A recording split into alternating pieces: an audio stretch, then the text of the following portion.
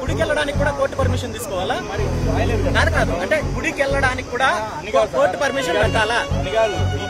ఇప్పుడు ఇక్కడ మీటింగ్ గురించే నేను పర్మిషన్ తీసుకున్నానన్నా, గుడికి వెళ్ళడానికి పర్మిషన్ అడగలేదు. ఒకవేళ మీరు అది చెప్పండి, గుడికి వెళ్ళడానికి కూడా కోర్టు పర్మిషన్ కావాలని చెప్పండి, నేను నెక్స్ట్ టైం అదే తీసుకుంటాను. ఇంట్లో రాయలేదు కదా, అది అడిగితే కదా. ఇప్పుడు గుడికి వెళ్ళేది కూడా మీరు ఇప్పుడు చెప్తున్నారు, గుడికి వెళ్ళడానికి కోర్టు పర్మిషన్ లేదని మీరు అంటున్నారు కదా.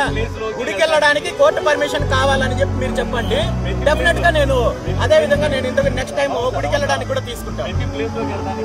గుడికి వెళ్ళడానికి కూడా కోర్టు పర్మిషన్ లేదని మీరు అడుగుతున్నారు, గుడికి వెళ్ళడానికి కోర్టు పర్మిషన్ లేదంటున్నారు.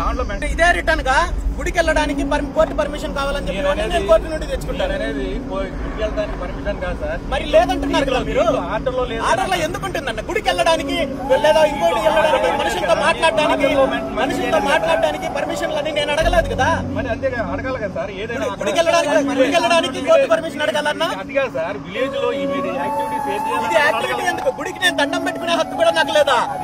గుడికి వెళ్ళి దేవుడికి దండం పెట్టుకునే హక్కు కూడా నాకు లేదా? మీరు అది చెప్పండి అన్న. ఇప్పుడు నేను టెంపుల్ కి వెళ్ళి దేవుడికి దండం పెట్టుకునే హక్కు నాకుందా లేదా చెప్పండి అన్న. లేదని కాబట్టి నేను కోర్టు పర్మిషన్ తెచ్చుకున్నాను. ఇప్పుడు మీరు గుడికి వెళ్ళే హక్కు లేదని చెప్పండి, మళ్ళీ కోర్టు పర్మిషన్ తెచ్చుకుంటాను.